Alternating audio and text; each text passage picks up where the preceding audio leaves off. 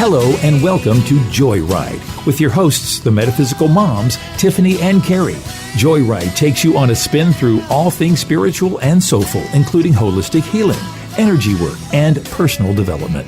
Now, here are your hosts, Tiffany and Kerry. Hello, everybody. Welcome to the JoyRide Show. We are here. You are here with us, Kerry and Tiffany. Hello, Kerry. Good morning. Good morning. How are you? I'm wonderful. How are you today? Oh, couldn't be better. Couldn't be better. You know what? I think I may start coaching a football team. I know. I love you. Do you know much about football? Nothing.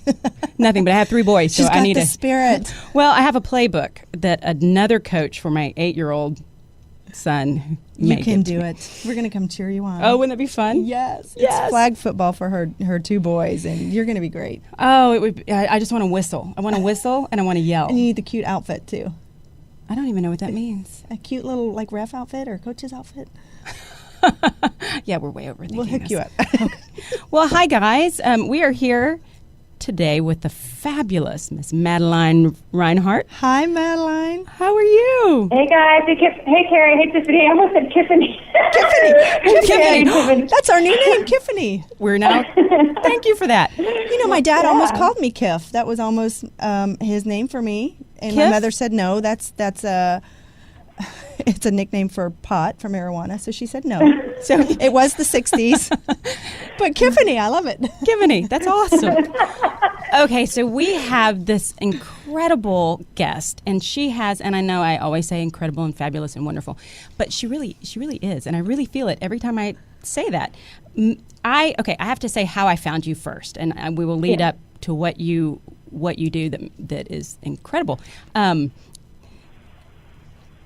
Our friend Kira I think she asked you to do this also. Oh, she didn't ask. She insisted. Yes. She said, okay, I found these meditations that are incredible. They clear the chakras. They're rather short. So, Kerry, you can actually do it because, everybody loses me after about a half an hour. And I did them and things shifted. They really did. And it was amazing. So then I contacted you, and you were on board. And the more I dug, the more I looked into you, the more in love with you I became. I mean, it is. You do so many amazing things.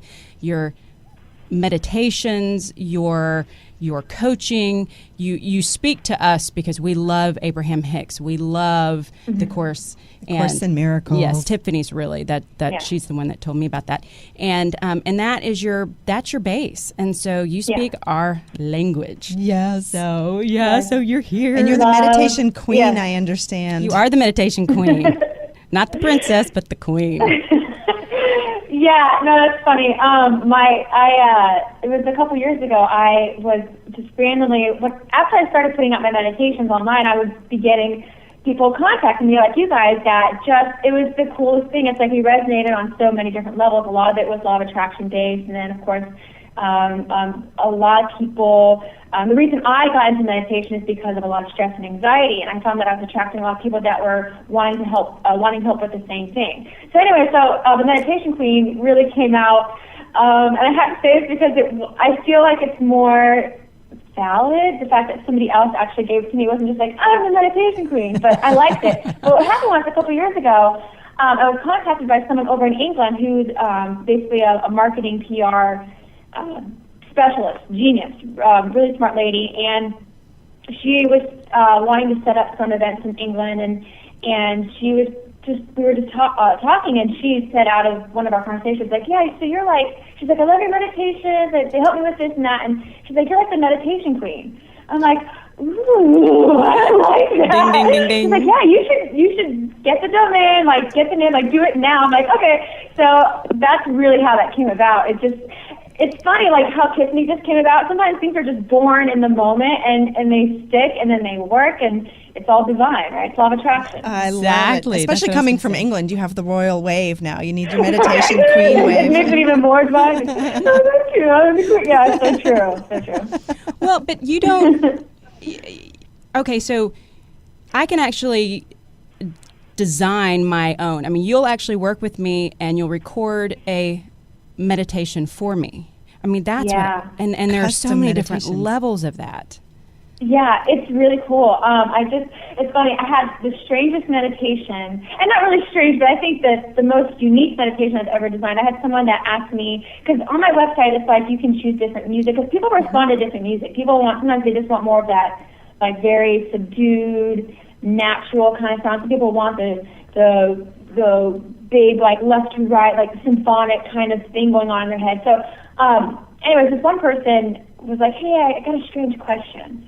And I don't know if you'll be comfortable doing this. I'm like, oh God, like I'm not that kind of meditation queen. Like, but they wanted a humorous meditation, and I'm like, oh my God, like I don't really consider myself funny, but what I ended up doing, what I do with all my meditations is before you go into it, I ask for spirit, source, my higher self to speak through me.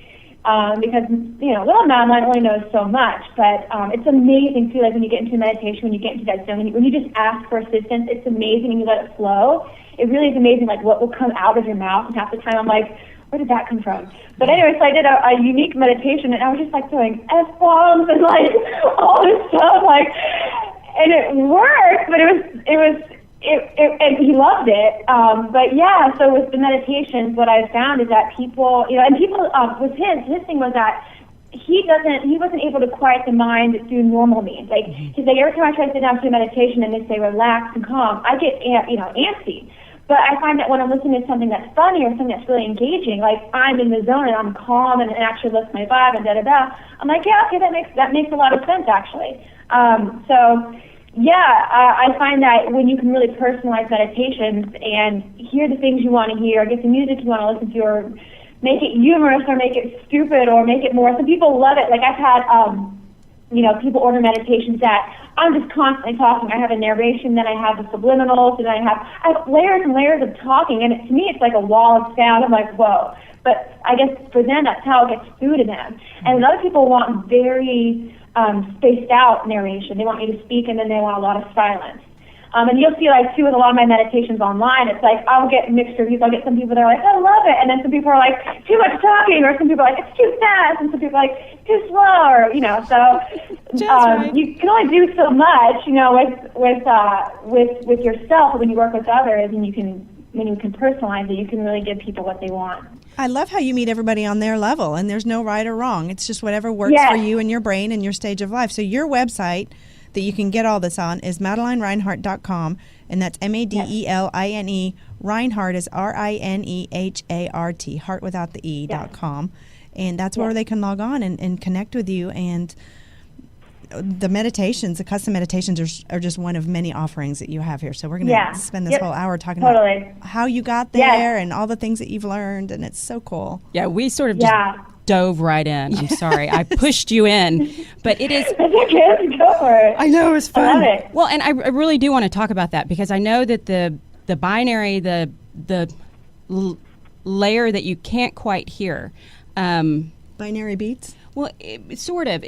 For you... It sort of like it bounces around the earphones. It shifts from left to right. And I think actually the first time we spoke, I was telling you I have a van. I have a mom van, but it has a great stereo. And so I was listening, and I could hear crickets, and I could hear all these different things, but it would start at the front of my car, then go to the back of my car, and your voice would just sort of shift all around the car, and it was amazing. And so you do all of that on purpose. I mean, all of that is by design. Yes, absolutely. It's cool, and it's cool too. That's why, like, usually with the meditations, I say put on headphones, because, and there's even cool. Like, I need to even up my game, because I don't know if you guys have heard ASMR, but you can get like cool ASMR mics. Basically, it means, I don't know what it stands for, but basically, it's like people will create just sounds. Like they'll take not a toothbrush, but like a comb up to their mouth and like run their fingers through it to give you that sound. And what they're trying to invoke is tingles. Our tingles is these sensations in your body. It's like you hear certain scratches, or like you hear like the sound of someone scratching a head. It's like, ooh, and like people love that. Anyways, there's mics out there that literally like they go. If you some are set up that to look like heads. If you go to the left ear, it like the sound will move, like it's like it feels like someone's walking behind you and then talking in your left ear. And if you go to the front of the mic or the back, it's 3D sound, 360 sound. Yeah. So, but yeah, what I do, I mess with, I play with the panning and the loudness and softness to try to give it that effect.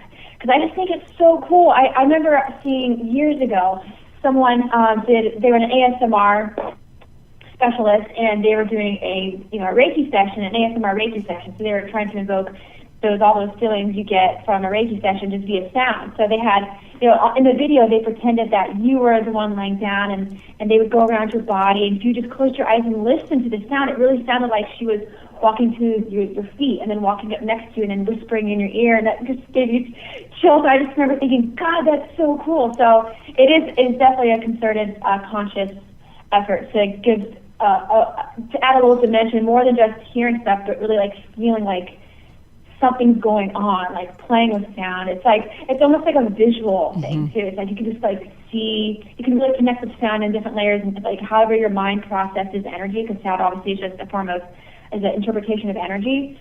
If it's really dynamic and creative, and I think even I just keep thinking like 3D. I just think like your mind can just go so many places. It's almost like with sound as opposed to just listening. Yeah. Well, you're actually in it. I mean, it's sort of like you're cocooned in this space, and then you're all around creating and playing with it, and that's what I love. And it is. So okay, so do you record at home, or do you go somewhere, because it sounds so professional? That is attributed to the mic. Yeah, I record at home. I play with different kind of mics. There's some videos, and I still play with mics. Like I just got a new mic last week that I'm really loving. Mostly because the mic I had was like starting to have a weird buzzing sound.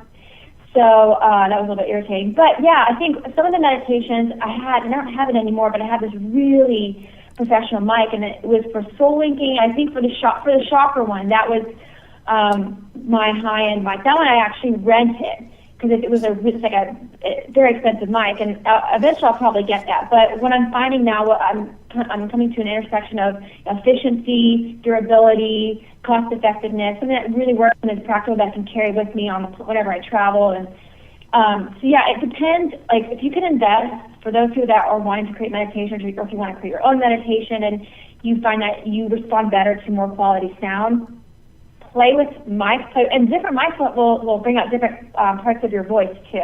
Yeah. Like I don't want a whole lot. I have a pretty higher pitched voice, and I don't want a whole lot. I need a mic that can bring out the bass without really dropping me and losing my higher end sounds. So yeah, I would say the key to a professional, you can record anywhere if you have a good mic, and then you're able to get into a room that doesn't have a lot of echo, and you can just capture the fullness of your voice, but the mic is important. I'm going to ask this to back way up. Back it up. I want to add this. This is fascinating, but you've had a journey that took you through all this, and then you've transformed it, and now you've created this professional business out of it. So I want to ask about that, and I also want to ask about, these are guided meditations that you have online. These are all guided, and we're talking about all this 3D, 4D sound and moving around, which is so cool with all the technology. But I kind of want to back it up and say, when we all know, we've heard so much about the benefits of meditating and quieting your mind and stilling your mind and dropping into another space and connecting with your divine source. So when I think of that, I try to get quiet and maybe focus on a sound or a breath. So these guided meditations that you're talking about that I've experienced, they're amazing. It's like a visual. You're walking us through this narrative, relaxing the body, but it's a guided meditation. So we're not literally quieting the mind. You're just sort of giving up control. Am I right? And we're following you, and it brings you very present moment. So it's a different sort of meditation. Instead of getting really still and super quiet, we're in a different place, right? Yeah. So a lot of like what you're talking about, there's a lot of meditations that, especially with like Zen or meditations that are focused on enlightenment, they really want you to focus on quieting the mind, which is, if you're a new meditator, that's one of the biggest things that turns people off to meditation, because they sit there. They've got the monkey mind. Yeah, they got the monkey mind, and they're like, oh, my to-do list is what I do later today. I'm like, oh my gosh, I need to call somebody. I'm like, okay, like how long is this going to go? Am I doing this right? A lot of my meditations and classes in the beginning were not as narrated. We're not as guided. They're really more for just relaxing people. But that's also very frustrating and exhausting to have that monkey mind, because you're fighting it. It's exhausting. Yeah. Resisting it. It is frustrating, and it's like, it's especially when you're doing a guided meditation, and it's like you get instructions, and then your mind wanders, and then by the time you come back, you're like, oh my God, what did I miss? Do I have to do that again? Like, yeah. So, but I mean, that's what I've learned through classes is that, especially when people are just beginning, like guided meditations that have a consistent, that don't, reflection and pause time is so important, but a lot of my earlier meditations were really based on that, because when I first started coming out with meditations, the meditations I responded to, my coaches, my guides, there was constant talking. So my earlier meditations, a lot of people, you will probably notice that I talk a lot more quickly in my earlier ones, because that's where I was at.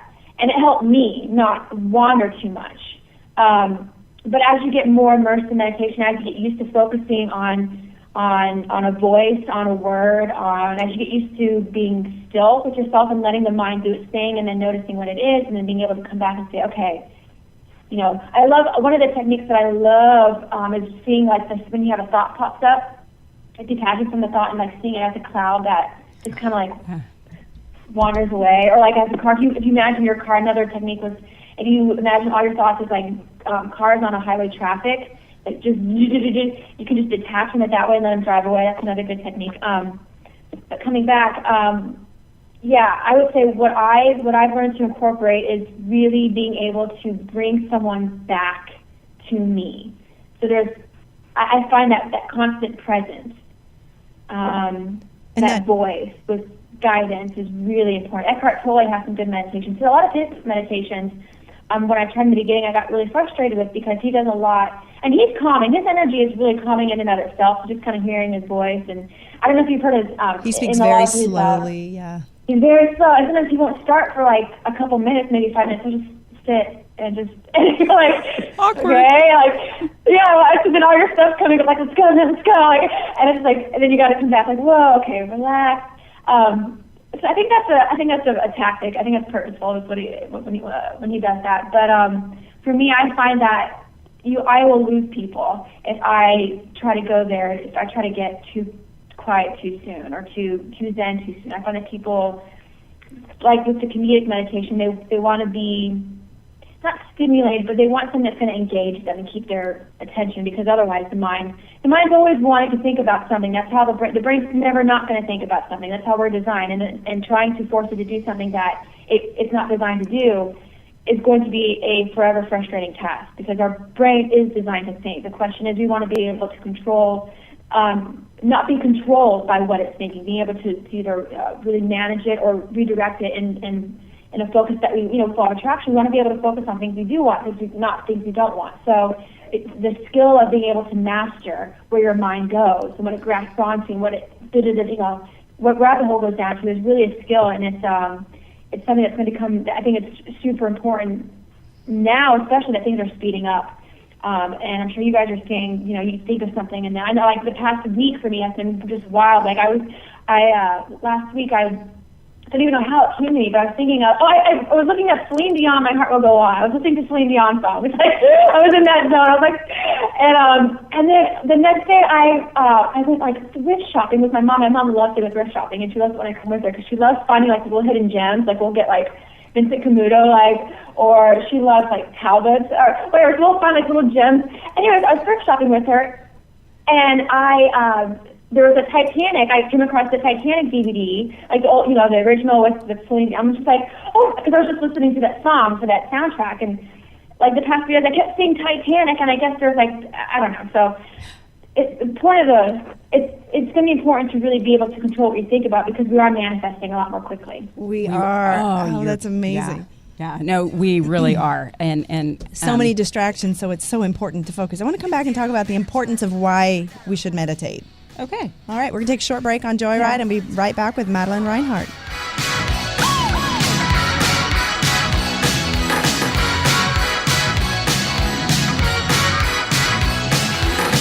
Don't lie, the world you're living in. Take a look around. And we're back with JoyRide, speaking with Madeline. And we were just talking about how our thoughts manifest something. You were talking about how Celine Dion and Titanic, and there's the Titanic, and how if we're unconsciously doing that, we can create a lot of stuff we don't necessarily want. And so learning to be more mindful, more present, and coming back to the center can help you, this is all Law of Attraction 101, create the life that you truly want to experience. And so I wanted to ask you about the importance of mindfulness and how to come back to that center and know that center and understanding your thoughts, your mind, and how meditation can help with all that. Oh, my gosh. Okay, yeah. It's funny. I had one of my, I'll occasionally give speeches, not necessarily seminars, but I'll be asked to come into a group of people. I was working with teachers up in Connecticut, and I was asked to really, they're going to incorporate meditation. Especially to the teachers that teach the younger kids, and I was so excited about that. And I had someone that at the end had some questions, and her question was like, I just feel like I'm wasting time. I really don't understand the point of it. And my response was basically, just because you're not doing anything doesn't mean nothing's happening.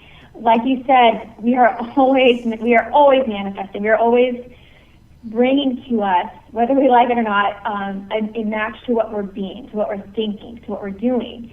And mindfulness, being able to become aware of that, is the only way to empower yourself to make the change. A couple things. The health, luckily we're in a time where science is validating how beneficial rest and relaxation and really meditation or play is to the body. We're seeing the effects of stress. Really, I think Deepak Chakra does a lot of work with it. He's showing that stress really is the root of all diseases: cancer, heart issues, colds, up to colds. It really comes down to stress, and because stress causes inflammation in the body, and it's inflammation that wreaks havoc on so many things. It's really when, and on a metaphysical level, it's really when you're out of alignment. You want to think of everything as being in balance, as everything wants to reach this homeostasis. Eventually, and if you're overactive in one area of your life, it's I like to think of your areas of your life. Hopefully this makes sense. But when I coach people, one thing one process I do is I have them draw a circle, and they have the different areas of their life, different spokes on the wheel. Yeah. Hopefully this makes sense. So you draw a circle with like eight spokes popping out of it, and then from the spokes you label them physical, mental, emotional, spiritual, career, financial, body, and there's the relationships and relationships. And there's these different areas of your life, and you can assess on a scale of 1 to 10 how much energy or where you're at vibrationally on each area of your life. And ultimately, you want all areas to be a 10. You want to have this balance. You want to think of it like a wheel. When you have this balance, the wheel can roll smoothly. If you have more tension and or stress or energy being exerted towards the physical or financial realm, and then not so much the emotional or relationship realm, then and you think of it like a wheel, it's going to be a really bumpy ride. Meditation allows us to feel that out and assess, okay, like I'm spending way too much of my focus in this area of my life, and I'm neglecting this area of my life, and therefore I feel out of balance. I just feel out of sorts. And then from that place of awareness, you can then empower yourself to make the choice that will balance that out. Awareness is the key for anything. You've got to know if there is a problem, you've got to acknowledge it in order to fix it. Exactly. But then second thing, with mindfulness, and here's the thing too, it doesn't just have to be through meditation. It really can be, some people, they dance, they feel like dancing is their meditation, or just going out and playing and walking in circles in nature. Is meditation. Brene Brown, I love Brene Brown. Houston, she does a lot of work. Earlier, she did a lot. You did too? Yeah. She's here in Houston. She lives not too far, or did. Whoa, okay, well, hey, that's awesome. Okay, law of attraction, right? Brene Brown, you guys know she did a lot of work on vulnerability and the importance of having playtime, play being defined as basically having no purpose, doing something without purpose. And she, I think it was in her book, she mentioned how, like, all the serial killers, or at least most of them, the people that went crazy and killed a bunch of people, had a childhood with no play. They had a childhood where it was a very strict upbringing, a very tough upbringing. There just wasn't room to play and let that, either the inner child or your soul, whatever you want to call it, let that part of you, just express itself, just be.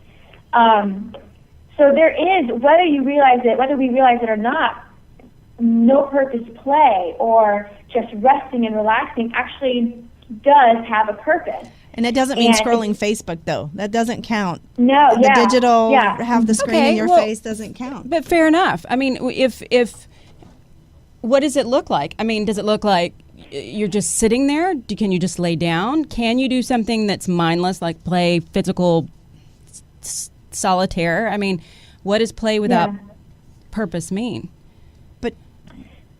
Yeah, play without, that's a good question, because some people will do games. Like, I know, I have a friend and my father who get lost in solitaire, actually, funny enough. Solitaire, like card games, mind games. And to them, it relaxes them and it brings them back. It brings them back to their sense. They like having their mind engaged in that way. Yeah. For me, that's essentially what mindfulness is. It's if you're able to focus in on one thing, become mindful of whatever you're doing. If you can become mindful of that, that's really the key. It's being able to center your energy on one task. Because, like I said earlier, your brain's always going to be bouncing around. Like that. That's what we're designed to do. And the thing with Facebook and that social media is that it's not. A lot of the time, it's not mindful. Where it's a highly distracted environment. It's like, here's a notification. Oh, here I got to talk to somebody else. Here, it's this never ending. It's this almost erratic stimulus that what it does to the brain. It actually it's the way the brain functions with social media is that it's a different. How do I say this? It works differently than if you're just focusing on a single task. Does that make sense? Yeah, it does. Because you're listening, and and they actually say that every time you get a ding or a like, it's a stimulant. It all of a sudden you're like, oh, it kind of wakes you up a bit. That's why you're not supposed to do it right before you go to bed, because it doesn't let you go to that relaxed place. Yeah, and even the lights, the way they say, like the electronic lights, they trigger the part of your brain that associates light with being awake. Oh, I got to be awake. I'm going to send out chemicals in my body that get me up and going. When really it's nighttime and you should be getting into chemicals to help you sleep. Rest and relaxation. But a lot of social media, it's not mindful because it's not a focused. It's not a focused. Your mind's not in a focused direction. It's very much trying to multitask on multiple things, which we really can't multitask. Abraham talks about this too. It's like there really is no such thing as multitasking. What's really going on is you're jumping from one thing to another really, really quickly, and you never get the thing with focus is that there's momentum, there's power in channeling your energy in one direction. If you're constantly moving like this, you're not. There's no momentum behind that. You're just scattering your energy, and it's going to be fruitless. I know. I feel exhausted after looking at it for a while. Yeah. It's like my energy's gone out through my eyes, and I'm in everybody else's business. But when I meditate and close my eyes and go within, and I'm like, I'm in my own business. See, but I can't do that. I cannot sit. And I mean, my son, my 8-year-old, wants me to wake him up every morning, and he wants us to sit and meditate or play cards, either one, depending on how he feels. But I can't just sit and go inside because I do. It's like, I'm bored. And so what I find is I'll turn on, I love to sing. I'm terrible, but I love to sing. And so I'll turn that on, and then I get lost in this place. It's like I've pulled everything in, and I'm just existing in that one space. And I love that feeling. Or I paint. I love to paint. Again, I'm terrible, but I love to paint. And it's just the motion. It's just this motion of being in the space. And then I start seeing words. I start hearing my guides. Like I really hear them. It's like everything is turned off, and I'm in this cave, almost this black space, not a bad black space, but almost like in this cave. And all of a sudden I start hearing and I start seeing, and I find myself asking them questions, and it is just I don't know I'm doing it until I kind of pop out of that. So meditation is. I wonder too, though, if it's changed because we hop around so much, because we are on Facebook, we do watch TV, we do like we're so busy now, and I wonder if that's affected our brain to a point that meditation and when with your palms up, oming doesn't do it for everyone. Yeah, I mean, it would to go from 100 miles an hour. Bouncing around to being, that's quite a quantum leap. So I don't think it's impossible. Obviously, I don't think anything's impossible, but that, I feel like what I was saying earlier, that's why you kind of go down the direction that feels good for you. So maybe it's not going to feel good to jump into, okay, I'm just not going to think about anything. That may not even be possible. I mean, supposedly monks can go, they're able to get into a brain frequency. They're even able to, supposedly, I don't know this firsthand, but supposedly they're able to control their heart. Yeah. Their heart. Yeah. I knew you were going to go there. That is, did you hear about the monks in the cave? I actually was about to ask you that they excavated this cave and they found these monks that were sitting in position. They were alive. And Yogananda, I think, talks about that and they've been there for like 100 years. I mean, they unearthed them and they were alive. I've not researched that. I don't, that's just somewhere flying around out there. So I don't know much about it. I know the monks that pass away in meditation and their bodies don't decompose. Like their Yogananda. Bodies, they're not alive as far as they're animated with spirit, but they look like they've been sitting there for 100 years, but they're not skeletal. Their skin, their everything, their body has a different chemical makeup because they've put it into this different vibrational space that 99.9% of us would think impossible, but they do it. Yeah. And that's really the key too, because they are able. So that is really advanced. They're able to get your brain frequency to a point where it's like you're not thinking thought. You're not even you're not even having a heartbeat, or it seems like you're not having a heartbeat, but it's probably just at a different frequency that we're not registering. Mm-hmm. That would be obviously. So I know what you're talking about. They drew up these bodies and they look like a dead corpse. But he's actually alive, and it's like, what? And they haven't eaten or anything. That's crazy. Yeah, so it's possible, but to get there, I think that would be, that takes the journey of doing, going through a narrate, going down that, getting your frequency to that point. It is a journey. It's not going to be. You can't do it. So talking about journeys, I would like to hear more about your journey. Yes. How you started, because you're so young. Well, and you're very animated and you're very bubbly. So you get amped up and you have a lot of enthusiasm and passion for what you do. So then people say, "So what do you do?" And you say, "Meditation." I teach meditation. I love it. You're so passionate and positive about it. Thank you. Well, and it's good when I get around people I vibe with, especially you can feel it. I get excited and Kerry, we were talking about this. We are. I was looking into Vata. I guess body type, personality type. I'm like, yep, that. The Vata. You guys are up high. Yeah. Yeah. Little champagne bubbles. Are you Vata, Tiffany? I'm more Pitta. I'm more of the fire. You help bring it down. Yeah. She's the lower three. I'm the upper three, and we balance. Right? Yeah. Okay. Yeah. How many stations are there? Yeah. So that's good. So I'm very when I was younger, I was just I remember being in school and I would talk so fast that people would be like, "Are you speaking English?" And I'd be like, "Oh, I gotta slow down. I can't slow down." Yeah. So when I get excited, all this energy just comes pouring out, and when people don't already know what I do, and I talk with them, and I'm excited and I'm animated. I'm like, yeah. They're like, so what do you do? And I'm like, oh, I teach meditation. They're like, really? I just don't see that. And I'm like, yeah. So it is surprising, but meditation came. So my journey to it came because I believed I needed it. I did need it because.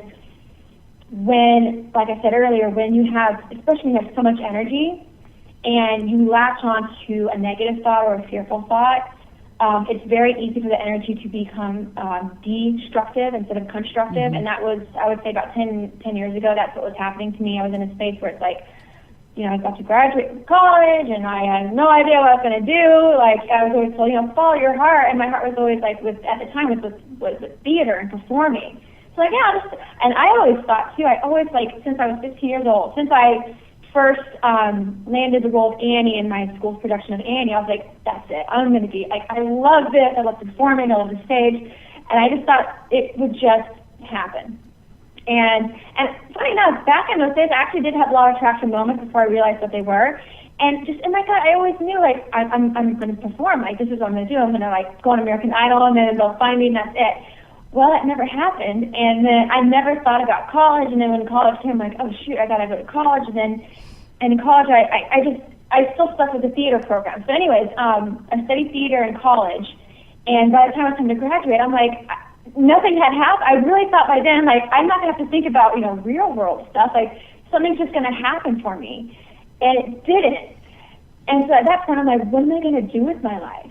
And I do believe it's because my direction, I'm being guided obviously down this road. I would have never come to this route, to this journey, to this place in time had I not experienced what I experienced. But nonetheless, so I'm at a point where I'm like, I don't know what I'm going to do. And so I have a lot of anxiety. And I think graduating enough is, and going through school and becoming, an adult, like really stepping into your 20s, that's stress, and that's a transitional period. And it's not uncommon to have anxiety. Anyways, so I had a lot of my thoughts were lack-based or fear-based, where I felt lost. There was a lot of fear, and so imagine all of that energy being poured into fear. Naturally, something is breaking down my body. So I had to. It forced me to go to search about. When I realized that what was happening to me was truly based on my thoughts, it truly just was anxiety, because I would be waking up and I would feel like there was an earthquake in the room. I'd be shaking. I'd wake up in cold sweats. I thought I had an issue with sugar or something. I really thought it was something physical because it was so scary. I would be passing out. And when you were having panic attacks, right? You were having consistent panic attacks. Yeah. Anxiety attacks, daily panic attacks. And it got to the point, too, where I remember a couple of days, like, I didn't get out of bed because I was like, if I stand up, I'm going to pass out and die. And, like, I felt like veins popping out of my head, and I was just, like, crying, and, like, it was just, like, a really, really dark, really dark time. And then when I really just finally accepted, wow, this is, like, I don't have cancer, I don't have a brain tumor, I don't have diabetes, I don't have something wrong with my sugar. Like, this is because of my mind. Like, I've got to control my mind. That's when I started going down the mind-body path and looking into. I remember Christy Marie Sheldon was one of the first people. And Rika Love Zimmer. her. Love and above. Yeah. Love her above. Yeah. Yes.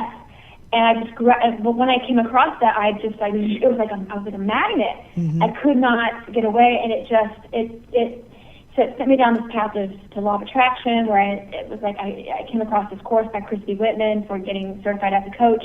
Like, I got to do it. Even if I don't become a coach, I'm going to learn so much, and it changed my life. And so you are a law of attraction coach now too, right? Yes. I just love everything. Even my meditations really are based on law of attraction. They're really not so much for enlightenment. They're really more, again, for you to become aware of what's going on and help you guide your thought in a different way. A lot of people, like, when they become aware that something's got to change, like, my thing was, okay, I have serious anxiety issues, like, I know it's my mind, something's got to change, but where do I go? And that's where you need the guidance. You need someone. For me, it's like I needed someone that had another way of thinking, because like what Abraham says is, or even what Einstein said, you can't solve a problem in the same mindset that created it. So unless I'm able to see and feel and understand a new way of thinking, it's hard. It's a lot more difficult to get there. Right. I think it's actually impossible to get there on your own. I think we need each other. I think we need examples of, oh, that's happy. Oh, that's calm. Oh, Exactly. Yes, oh, you I need an get example that. of it. Right. Yes. And so when I started thinking differently, because I was around people that thought differently, and it was like, it changed everything. So, yeah, my journey to meditation was because I absolutely needed it, and it is life-changing, and that's why I teach it, because I know there's so many people out there like me that are probably like sitting in their room, like crying, like praying to God, like, please help me, like, I can't do this anymore. I need a miracle. Well, we're so glad you found this path and that you're sharing it, and now you are creating all of this content. So much of it is free and on your website and on your YouTube. We'll put the links to everything we're talking about on our website, which is JoyRideShow.com, so you can learn all about Madeline, and you can click on her YouTube and her website and Facebook and all the different ways to contact you. So we're going to take another short break, and we'll be right back with more JoyRide. Along the coach roads I did ride, with sword and pistol by my side. Many a young maid lost her baubles to my trade.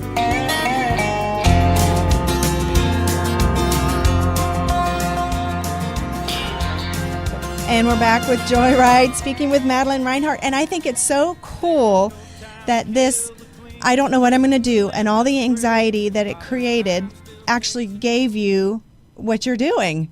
Isn't that the coolest thing? It actually, you're teaching what you needed to learn. And like you said, for all the other people who are out there lost in their thought, literally lost in thought, in creating a life that is, your body's physically reacting in that fight or flight response to all that fear. And that the power of the mind can shift it. We were talking about it being like when your mind is pulling you in all of these directions forcefully. It's like a pack of dogs. It's like you have this whole sled team of dogs, and you're walking around with them yanking you. And that's been the biggest thing for me, as it quiets everything down, not completely, but to a point where I start to see my thoughts. I was telling a friend that's been the biggest thing I've learned, is to see my thought as they come up, and I can either go with that thought or I can shift it. And for me, not being the victim of my life and of my circumstances, I think that's been the number one shift that I've had, and that's been the most powerful, because I know that I create this. I know that I create happiness, I create joy. I also can create fear and anxiety, but I bounce back from that much faster than I used to. Yeah. So what has been the biggest thing for you, this shift from where you were 10 years ago to now? I mean, if you had to kind of sum that up, what's been the biggest shift for you? I would say,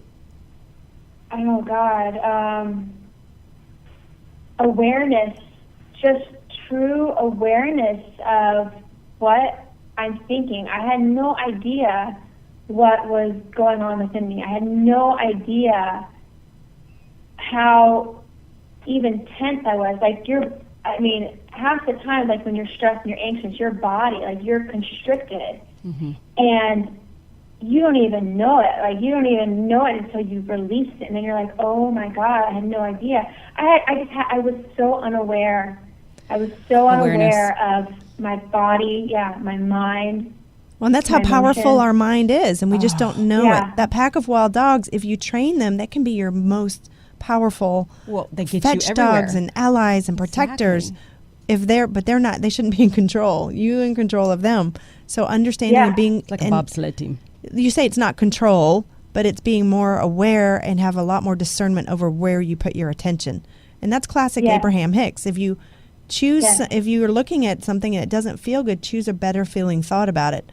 We'll put the link to Abraham Hicks, because that's a wealth of information. Or just come and get a session with Madeline. You have on your website, people can come and talk to you and give you their story and where they're at and what they're experiencing, and you can talk them through it, or give them guided meditations to relax them and give them these better feeling thoughts and tools to shift out of it, like you have. Well, okay, that's so cool. Well, I have another idea, a thought that I wanted to ask you about. So you were raised with a father that had a very interesting job, and how did the thought process from him and how you grew up to where you are now? So what does he do? Yes, what does he do?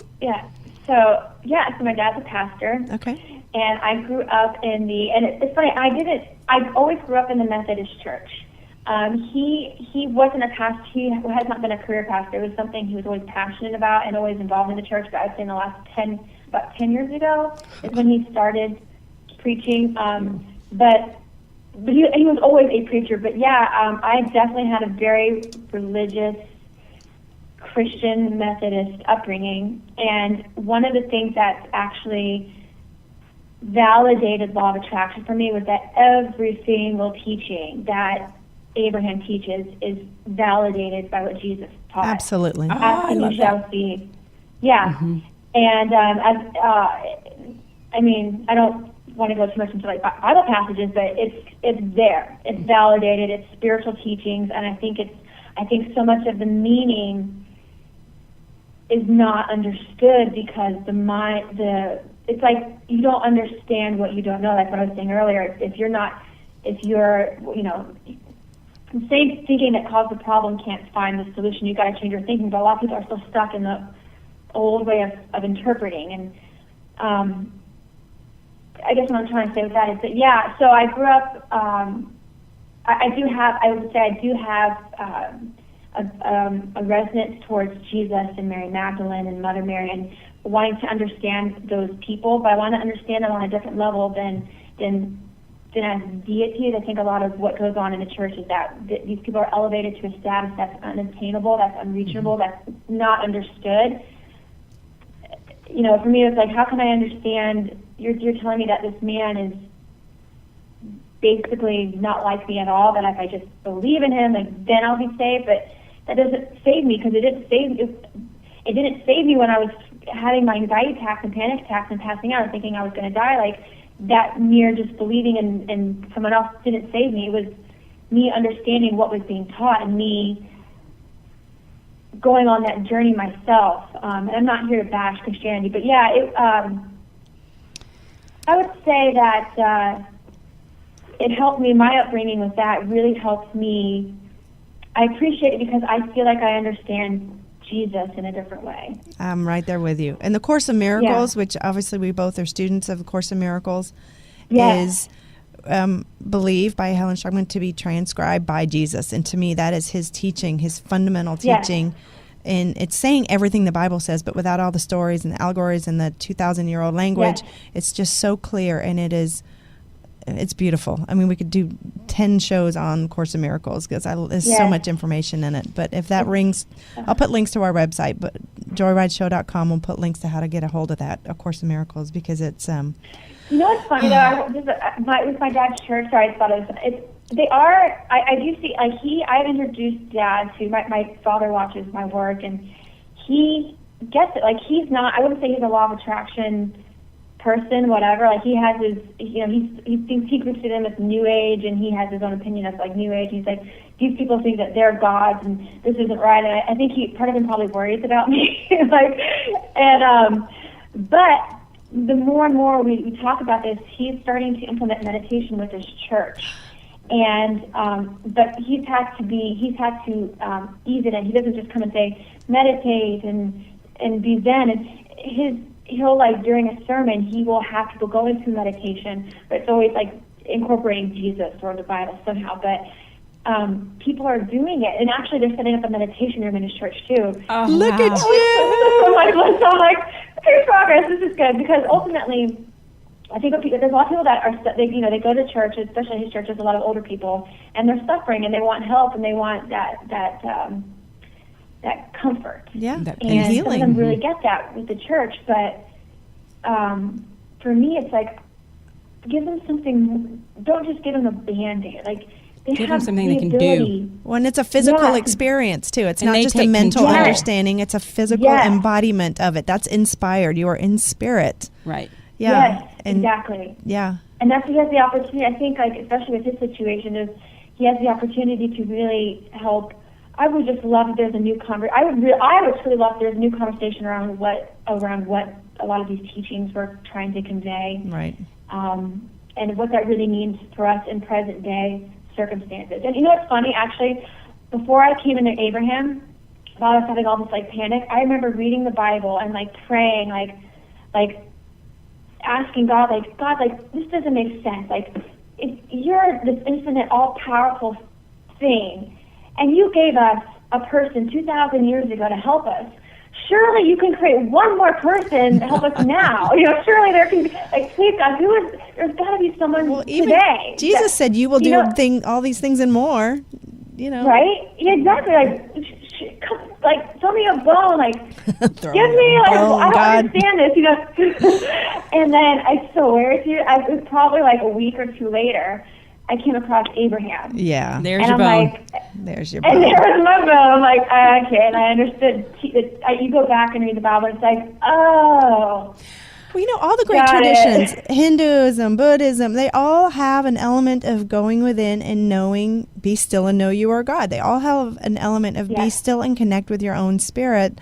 So however that's interpreted through all these different religions, you don't have to be Christian, you can be atheist, and you still have this spirit, this divine animated source within you. Yeah, but you have to uncover that, because I know the first time I told my mom, and she's really open, and we come from a family that sees and intuitives and that kind of thing. And first time I told her, and she has a backline to God. We just joke that, I mean, she's amazing. And she does, every morning she reads her Bible and she listens to me, and she never criticizes. She's amazing. But I remember the first time I told her, I am God. I'm a piece of God. And I mean, it was that blasphemy. You're not God. It was, and you said that. It's so funny because it's so intrinsic. And I think so much of it is just the way we say it. Meditation, prayer, I mean, it's just how people hear it. And, but you had said that there's so many religions that say, know that you are God. And that was the offensive part to my mom, which is you're not God, kind of, and she wouldn't say, how dare you, but it was sort of that, that's not the case. Well, and so we shall agree to disagree, because I believe we do. I agree. Well, I'm lovingly disagreeing with your mom that I believe we are all sparks of light, and we have the free will to choose whether we are or not. That's perfect. Exactly. It's all perfect. Yeah. Perfect. I love that. And I love that so in your sessions with people, you help them kind of uncover this for themselves and what works for them and how to get into their subconscious and their mind, and how to, I read on your website, you really help people explore who they really are, tapping into meditation, universal wisdom, getting messages from their soul, visions of what's possible for them, and understanding that subtle power that we all have. Yes. That's what I'm finding too. Like ultimately, I mean, that's even what Abraham teaches, is that ultimately what we're seeking is alignment. That we think we have these symbols of, the car, the house, the love, the relationship, because we think when I have that, then I'll feel this certain way, then I'll be happy. And ultimately that it's alignment, that we have different, just like our senses are different interpretations of one energy. Right. The feeling of alignment that we're seeking can be interpreted through so many different experiences. Sure. So that ultimately that feeling is alignment. And so being able to understand that is incredibly enlightened, and it helps you not get so lost in the fray. Even though the fray is where the fun part is, right? Putting your hands in the sand, that is the fun part. Being able to create different things for that feeling, that is the fun part. That's the creative part. But that comes about in an empowered sense. You don't get lost in that fray and that world. Attached to it. Attached to it, yep. When you know really what it is you're seeking, what is creating that, and that's alignment. So I find that people will come to me because a lot of it's like, I want the relationship, or I want to manifest this, and as we do the meditation, as you get into the essence, because with every question, with anything that you're desiring, here's a law of attraction tip. So with whatever you're desiring, there's three main questions that will help you not only manifest, but get to the essence of really what you're looking for. And that's, one, what is it that I want? So when you experience, and this is what I use too when people are going through a lot of contrast and they're in a situation that they really feel miserable or they don't like. The question is, okay, well, what is it that I do want? Right? So let's say, I'm single, I'm lonely, and I don't want to feel this way anymore. Okay, well, what is it you do want? I want to be in a loving relationship. Okay, second question, why do you want it? Well, why? It would be great to go on a date with somebody. It would be great to hold and kiss and cuddle. All these whys. Okay, great. So what is the feeling of that? What is really the feeling you're looking for? Well, I want to feel loved. I want to feel nurtured. I want to feel comforted. I want to feel secure. Da-da-da-da. Okay, so that's really what you got to start with. It's almost like you got to reverse engineer it. And you go back to the feeling. And then from the feeling, that's how then you put your hands, from that feeling, it's like you put these like energetic hands in the clay, and it's like, okay, so we'll create, this is the feeling, so we're going to draw this to you, and it's going to come in this form or that form. And there's an infinite amount of ways in which that feeling can mold into form.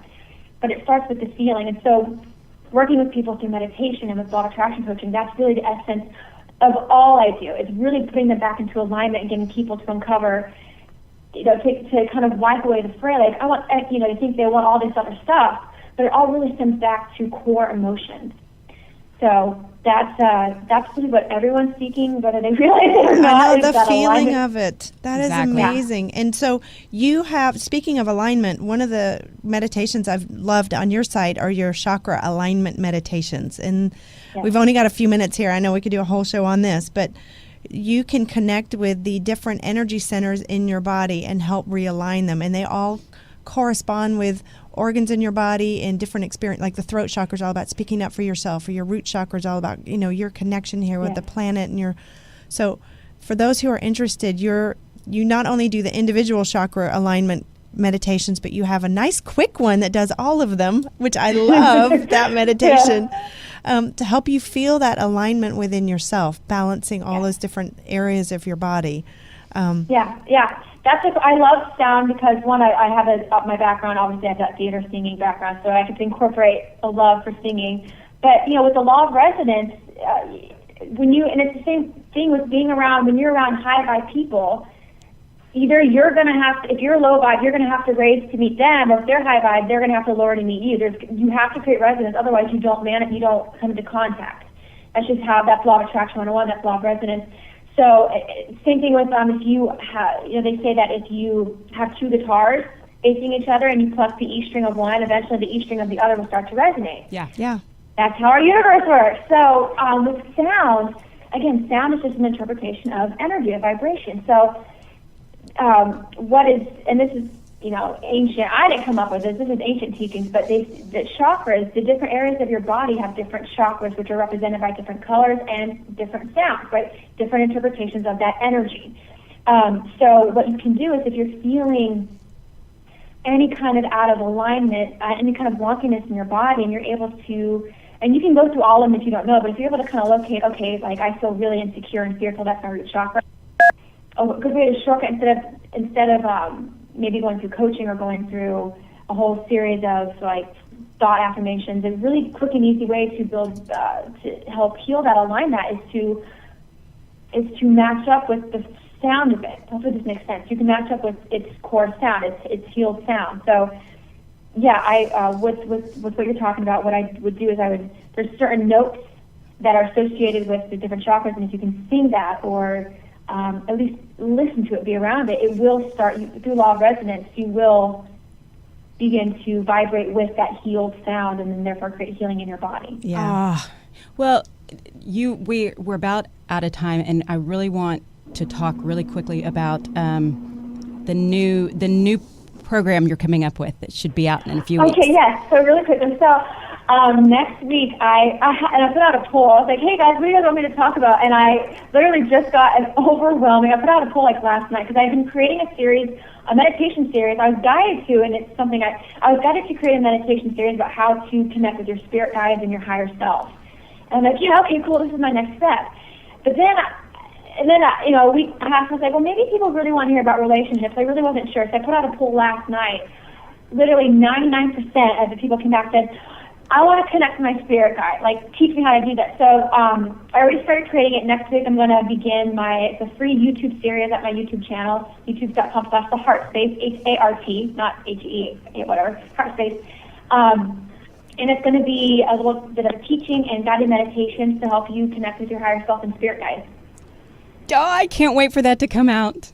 Yay! Yeah, thank you. You really have so much content on your website. There's meditations on there for pretty much anything. So just jump in. We'll put the links on JoyRideShow.com so you can get on MadelineRinehart.com and her YouTube and link up with you. And you've got interviews. You sing on there too. I see some of I saw that your cute video of you singing in the subway. You're very talented. There was a little bit of my Christian background coming through, I think. But that's the thing. I said, there's so much spirituality, and you can pick a religion. I don't even care. You'll find, if you can get to the truth, the parts that resonate with you, you'll see that there's a spirituality. There's a law of attraction, spirituality, metaphysical truth behind it. It's all the same. They say the religions are branches of the same tree. It's just one way. It's however you respond to it, whatever you respond most to. Right. Is how you're going to get to where you need to go. Hopefully that makes sense. The expression. You've been such a delight to you talk are amazing. to. And it's you're so our energy young. is so high. It feels so good. All right, you guys. It's so fun. Thank you so much for having me on this show. I am so happy that the universe brought us together in this moment. This was so much fun. Well, you have to come back. Thank you, Madeline. Let me know. Thank you All so right, much. We'll see you soon. Have a Thanks. great week. Bye, JoyRiders. Bye. I see them bloom for me and you, and I think to myself, what a wonderful world. This is Radio Brave. Keep listening. It gets even better. Now let's do it up. Radio Brave.